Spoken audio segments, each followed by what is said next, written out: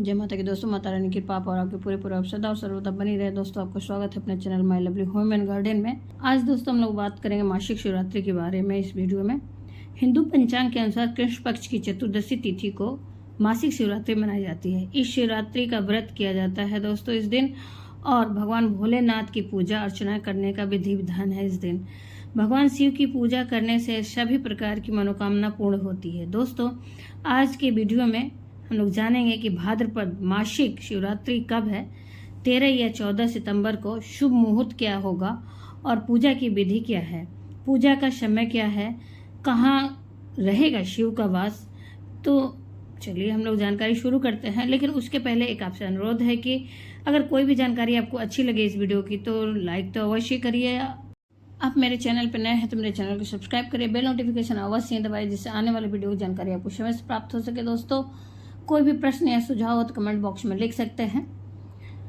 तो जानते हैं आज की जानकारी के बारे में हम लोग। दोस्तों शिवरात्रि से जुड़ी बातों की, जो मासिक शिवरात्रि है उसके दिन व्रती को क्या करना चाहिए उस पर हम लोग चर्चा करते हैं। पहले तो शिवरात्रि के जो दिन होती है, व्रती को ब्रह्म मुहूर्त में उठकर स्नान आदि करके सर्वप्रथम साफ स्वच्छ वस्त्र धारण करना चाहिए, और उसके लिए रंगों का विशेष ध्यान रखें शिव जी की पूजा में, क्योंकि शिव भगवान के प्रिय वस्त्र जो होते हैं, प्रिय रंग के वस्त्र होते हैं, वो सफ़ेद और हल्के रंग के होते हैं। तो इस बात का विशेष ध्यान रखें।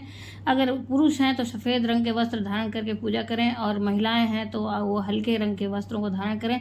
लेकिन शिव जी की पूजा में कभी भी काले, नीले या गहरे भूरे या गहरे रंगों के वस्त्र को धारण करके पूजा नहीं करना चाहिए। वस्त्र धारण करने के बाद सर्वप्रथम आप सूर्य देव को अर्घ्य अर्पित करें। अर्घ्य अर्पित करने के बाद पूजा स्थल पे आके दोस्तों गंगा जल के छिड़काव से सारी सामग्रियों को शुद्धिकरण करें। शुद्धि करने के बाद एक शुद्ध घी का दीपक जलाएं, और दीपक जलाने के बाद दोस्तों संकल्प व्रत का अवश्य लें। संकल्प के लिए आप हाथ में गंगा जल, पुष्प, अक्षत और उसके बाद 1 रुपये का सिक्का लेकर संकल्प लें, अपने नाम, गोत्र और स्थान को बोलते हुए। साथ ही अपनी मनोकामना बोलें और भगवान से क्षमा याचना मांगते हुए प्रभु से विनती करें कि हे प्रभु इस व्रत को निर्विघ्न पूर्ण कराएं और निर्विघ्न मेरे मनोकामना को पूरी करें, और सारी चीज़ों को भगवान के चरणों में अर्पित कर दें। दोस्तों उसके बाद विधि विधान से भगवान की पूजा करें। शिवलिंग है आपके घर में या मूर्ति है तो इस दिन आप जरूर ही अभिषेक करें। गंगा जल में से जल से अभिषेक करें, फिर पंचामृत से अभिषेक करें, फिर उसके बाद फिर जल से अभिषेक करके शुद्धिकरण करें, और फिर भगवान का श्रृंगार करें। इसके लिए सर्वप्रथम आप वस्त्र रूपी कलावा जो है, कलावा रूपी वस्त्र को अर्पित करें, या फिर वस्त्र आप धारण करा सकते हैं तो वस्त्र धारण कराएं। और उसके बाद भगवान के सारी प्रिय सामग्री को अर्पित करें, जैसे कि बेलपत्र हो गए, शमी पत्र हो गया, भांग, भस्म, धतूरा, कनेर, मंदार, सभी चीज़ों को अर्पित करें। और साथ ही आप भगवान को अष्टगंध से चंदन लगाएं। अगर पुरुष हैं तो शिवलिंग पर जनेऊ चढ़ाएं, अगर महिला हैं तो शिवलिंग पर जनेऊ न चढ़ाएं, इस बात का ध्यान रखें। इस प्रकार से भगवान का श्रृंगार करें, और इत्र अवश्य ही लगाएं, भगवान को इत्र अवश्य ही छिड़के। साथ ही पान जरूर चढ़ाएं, पान में लौंग, इलायची, सुपारी रख के आप अर्पित करें। उसके बाद दोस्तों भगवान के प्रिय मिष्ठान जैसे कि दूध से बनी हुई मिठाई कोई अर्पित करें, भोग लगाएं, और साथ ही कोई मौसमी फल से भी भोग लगाएं। इस प्रकार से पूजा करने के बाद आप इस दिन शिव चालीसा और शिव के मंत्रों का भी ज़्यादा से ज़्यादा जाप करें तो सर्वश्रेष्ठ होता है। इस दिन आप शिव चालीसा का पाठ करें और भगवान के मंत्रों का ज़्यादा से ज़्यादा उच्चारण करें। पंचाक्षर मंत्रों का जाप कर सकते हैं, या श्री शिवाय नमस्तुभ्यम का, या फिर नमः शिवाय का जाप कर सकते हैं। और उसके बाद अंत में कपूर से आरती करें, क्षमा याचना करें। ये काम जरूर ही करें दोस्तों इस दिन। इसके बाद ही आप संध्या काल के लिए संध्या काल में भी साफ स्वच्छ होकर पूजा करें।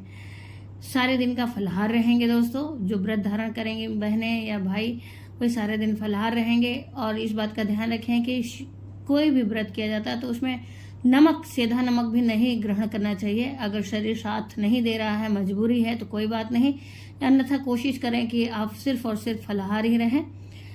और इसके लिए मीठा जैसे चीज़ों का सेवन करें, नमक की चीज़ों का सेवन न करें आज के दिन में। और इसी प्रकार से आप भगवान को सारी सामग्री अर्पित करें। उसमें आप नारियल भी अर्पित कर सकते हैं, लेकिन नारियल भगवान के ऊपर नारियल तोड़ के उसका जल अर्पित नहीं करना चाहिए, इस बात का विशेष ध्यान रखें। तो दोस्तों हम लोग जानते हैं मासिक शिवरात्रि 2023 कब है, उसका पूजा का समय क्या है, दिन और दिनांक जानते हैं। तो दिन है सितंबर में 13 सितंबर दिन बुधवार को मासिक शिवरात्रि व्रत होगा। सूर्योदय का समय होगा इस दिन दोस्तों 6:05 पर और सूर्यास्त का समय होगा 6:29 पर शाम को। निश्चित काल की पूजा का समय होगा रात्रि के 11:54 से लेके फिर 14 सितंबर हो जाएगा तड़के 12:40 तक रहेगा। कुल अवधि प्राप्त होगी हम लोगों को दोस्तों पूजा का, निश्चित काल वाली पूजा का 46 मिनट। भाद्रपद की चतुर्दशी तिथि का जो प्रारंभ होगा वो तो 13 सितंबर को ही तड़के 2:21 पर भोर में ही हो जाएगा और समाप्ति होगी 14 सितंबर को भोर में 4:48 पर। शिववास होगा शमशान में भोर में 4:48 पर और उसके बाद 14 सितंबर को ये रहेगा और गौरी के साथ उसके बाद सारे दिन का वास रहेगा गौरी के साथ। दोस्तों शिव की पूजा में दिन की पूजा से ज़्यादा महत्वपूर्ण होता है संध्या काल, प्रदोष काल की पूजा और निश्चित काल की पूजा शिवरात्रि में विशेषकर मान्यता होती है। इसलिए आप निश्चित काल की पूजा अवश्य ही करिए शिवरात्रि का पूर्ण फल प्राप्त करना चाहते हैं तो, और साथ ही संध्या काल का, प्रदोष काल का भी पूजा अवश्य करें। कोशिश करें कि शिवालय में जाकर ही इस पूजा को करें, उससे ज़्यादा फल मिलता है दोस्तों। तो दोस्तों ये तो रही संपूर्ण जानकारी शिव जो मासिक शिवरात्रि होती है उससे संबंधित। उम्मीद करते हैं इस वीडियो की जानकारी आपको अच्छी लगी और उपयोगी लगी होगी। अगर अच्छी और उपयोगी लगी तो लाइक तो अवश्य ही करिए, अपने फ्रेंड्स और फैमिली में ज़्यादा से ज़्यादा शेयर भी करिए।